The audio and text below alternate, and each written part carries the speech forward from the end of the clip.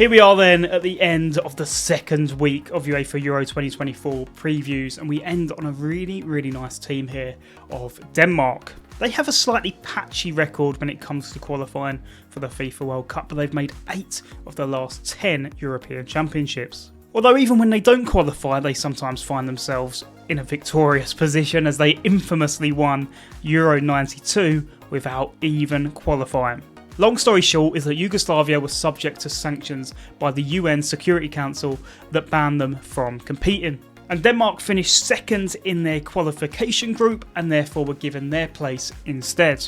And then Laudrup and co went absolutely ham, took it all the way and beat Germany in the final by 2-0. Since then though, they have been less successful than that until the last Euros, Euro 2020. They snuck through the group by winning just once, but then started turning on the style. They got into their groove by beating Wales and then the Czech Republic before taking England all the way to extra time before being defeated. In terms of how they qualified, they were drawn into a qualifying group consisting of Slovenia, who of course are also in their group, and they won it only just on head-to-head record.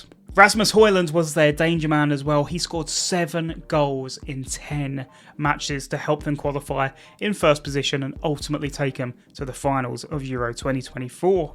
Their coach is Kasper Schulmand, a man who has been in charge of Danish teams for a very long time before taking on the role as national team coach. But he's been in this job a while now. This will be his 3rd straight tournament that he has taken Denmark to. In terms of players to watch, their captain is a man that has been around for a very long time.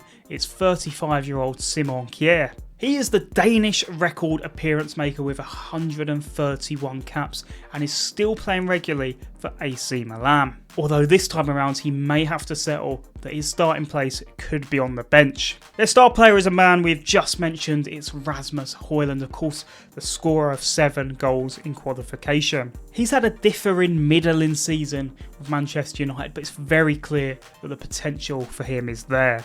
In terms of the one to watch, I'm going with Mikkel Damsgaard, which may seem a little bit strange as he's been around the block a while, but he's still only 23 years old. He scored twice at the last Euros when just a teenager and has now honed his game in a little bit more at Brentford, but remains a dead ball specialist to keep an eye on. In terms of other observations regarding this Danish squad, and that is there is a lot of experience going on here from Joachim Andersen, Christensen, Vestergaard, Mael, Jensen, Eriksson, Højbjerg, Delaney and Yusuf Poulsen. And in terms of how they line up, they sometimes utilise a 3-4-3, but mostly it's a 4-3-3 where they aim to control possession. The quality in their defence is rife, and that's similar in the centre midfield spot too.